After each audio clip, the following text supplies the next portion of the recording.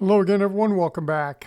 In this weekend market update, we're going to start off here taking a look at the industrials, the S&P 500 and the NASDAQ 100 side by side. The industrials were up 238 points this week. They are sitting at a new all-time weekly closing high. Okay, so yep, we're sitting right up here, perched at the all-time high on a weekly basis. Same thing on the S&P 500.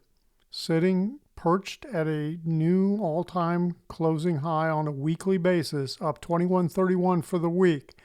Now the NASDAQ 100 hasn't quite achieved that, but we've had 2 weeks in a row of pushing up 257 points. When you look at the industrials versus the transports, look how the transports are trying to play catch up all of a sudden. You know, we had this resistance level in here at 16,490. And in the prior week, the week of November 23rd, they closed above that, and we got significant follow through this last week. They're up 597 points. So it's going to be interesting to see, do we get above the November of last year highs and then continue to push? Because, you know, the all-time high on the transports is all the way back in 21, I believe. Yeah, right here. And you remember that, don't you? In November of 21, when I think it was Avis or one of the rental car companies, maybe Hertz, announced that they were going to have Teslas in their fleet. And everybody went, woo, and bought. And that was it. And that was it. That was the high, and that hasn't been taken out. Okay, let's go back and take a look at the Dow Industrials here on a daily, weekly basis. So up 104.05 on Friday. So tried to continue to push during the day, but the bears kind of took control in the afternoon, kind of pulled it back. So, you know, continuing to trend, continuing to stay above the 10-day moving average, 2, 4, 6, 8 days in a row. Now, we still haven't taken out the November highs yet, but I am really leaning into the bull camp. I am saying that, you know, I'm giving the benefit of the doubt to the bulls, saying that we have got underway in a fifth, what I call minute wave. When you divide down in, we're in the fifth minor wave of intermediate wave 3. And within the fifth minor wave, I believe we're in the fifth wave, which is the fifth minute wave. Okay, so now the real question is, what are we going to get for the fifth wave? Because usually you're going to get one of two things. Well, not usually. You are either going to get one of two things, either an impulse wave structure or an ending diagonal pattern. Okay, so right now it's really unclear. I'd have to lean into the fact that impulse, but it's, you know, it's kind of early on. I think we have more to go. And if you look at, you know, one of the guidelines that you use, it's not a rule, it's a guideline. You say when you're trying to target, well, where is wave 5 ending in here? And I'm talking about minute wave 5. Well, one measure, one estimate is, where does 5 equal 1? Well, it equals 1 at about 52,000 on the Dow Industrials. And that's about 4,100 points above where we closed on Friday. So we'll see if we continue to push higher. We'll see what kind of corrective pattern we get in here. Okay, so that's where we sit with the Dow Industrials. Let's take a look at the semiconductors. Let me see if I got the sectors over here. SMH. This was up 282 on Friday. Little doji type candle, trying to push and then backed off quite a bit. Up 12.14 though for the week. And it too is sitting at a new all-time weekly closing high. Okay, so it just continued to push. It is up 50% on the year, 50.5% on the year on SMH.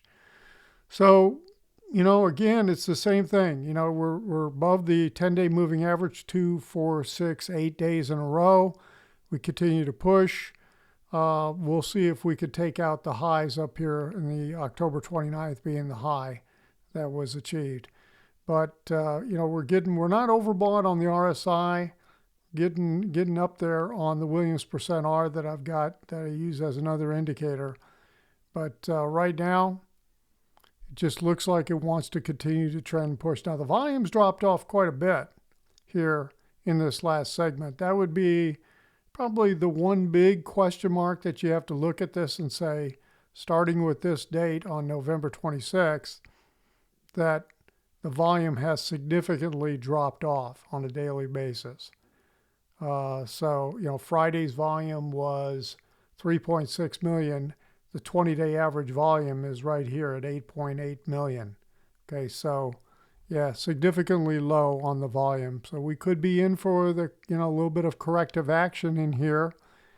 It's hard to guess when you're going to get that, honestly.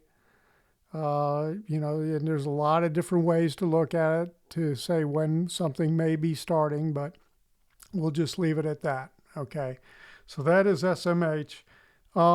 This last week, we had interest rates spike up quite a bit, and the one ETF that really got hurt, it was the worst performer of the week, and I look at 16 different segments. The worst performer of the week was XLU. It was down significantly, down 201 on the week, and you could see what it did. I mean, all 5 days just drop. Well, the 10-year yield's rising significantly, and we'll look at that in a minute. So when we look at a weekly basis, we got a significant trend that's in place. It's going to be interesting to see, does it hold? And, you could almost draw a line across. Let me just show you, like right across in through here too. And let me just highlight that a little bit more like that, because it's been, pretty good little resistance area that became support. And if it doesn't hold, we're most likely going to break that trend line. Now, why would that break? Why would this continue to sell off and get this kind of significant move? Well, you got to look at the 10-year yield to have some idea as to what might be causing that. And here's what I'm looking at. I didn't mean to put these here. I got them on the daily. Let me show you. So here's what I'm looking at. We have a potential head and shoulders pattern here on the 10-year yield. So right here, and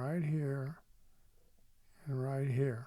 Okay, so roughly, let's put it that way. We break that 10-year yield, this measures up to pretty doggone close to that trend line. And that trend line is a longer-term trend line that's coming down from the peak that happened back over here in January.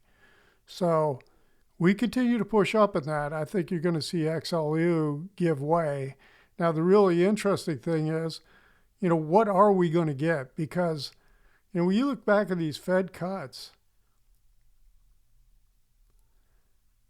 a 50% cut in September of 24, and the 10-year yield just rose. A 25% cut, and it rose, not nearly as significant as that, what happened then, but, it still rose a little bit after the cut September of this year. No, wait a minute. Yeah, September of this year. I was going to say, wait a minute, yeah. In October, and are we really going to get another one? And it's going to be really, really interesting, because the bottom line is the bond market's going to tell you what's going on in reality with the inflation and everything else. And they're going to dictate what's happening here with this 10-year yield. Okay, so that's where we sit, and that's what to watch out for. And what's interesting is, you have this pickup in yield, but it's not helping the U.S. dollar whatsoever. So there's a whole lot of other things that are affecting the U.S. dollar.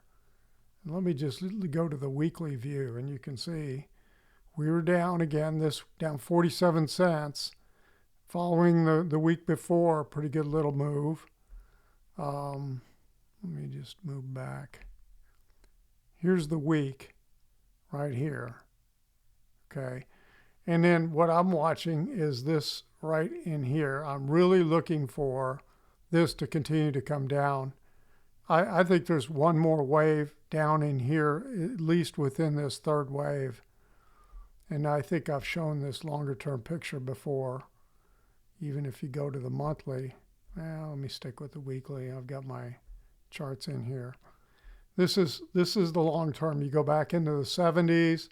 Here's 85, January of 85, when it was up pretty high. And we had this big corrective pattern, cycle pattern down. And now the real question mark is, what are we getting? I mean, it looks kind of counter-trendish to me. You're getting a lot of overlap. So we'll see what happens. We'll see if we get the continuation that we're looking for. So far, it seems to be playing out. Okay, that is it on the dollar index. And the last thing I'm going to talk about is Oracle. So Oracle's got earnings out after the market closes on Wednesday. So Wednesday, we're going to get a lot of fireworks. We're going to get the Fed announcement on Wednesday. We're going to get Oracle after the market closes. And everybody's talking about what's going to happen with Oracle's earnings, etc. And you can see what happened last time, right? So here's September 10th. Okay. And they're going to release it on December 10th. Okay. So they had the big explosion and, talked about, the partnerships and different things that they were doing, the deals, the interwoven deals that are happening in the AI world. Now, the interesting thing is this looks like it's trying to turn. This looks like it's starting to turn to me. So we'll see what kind of upside do we get. The next pivot high is right here, and that is 234. We closed 217.58 actually. That's out in the aftermarket. That's trading in the aftermarket on Friday. So 217.58 is where we closed on Friday. And, this will be interesting to see if we pop up, take out this high.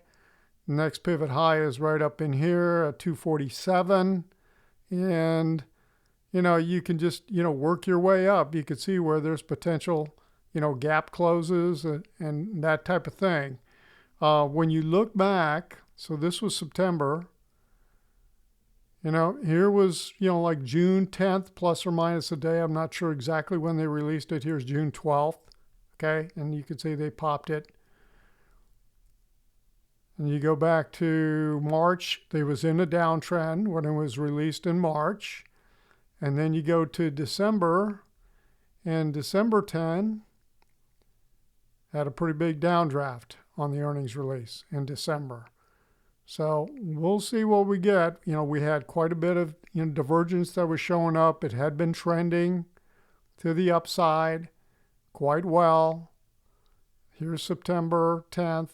Here's December 10th of last year. And now we've been trending down. And again, like I said, we're getting divergence. It just looks like it's trying to turn. We'll see if we get that or not. Okay, that's it for this weekend. If you felt like the video was helpful, give it a thumbs up. If you're not a subscriber to the channel, hit that little subscriber button. And if you'd like more of this information, head over to joehenches.net. Everyone, have a great week. We'll talk to you on the next video.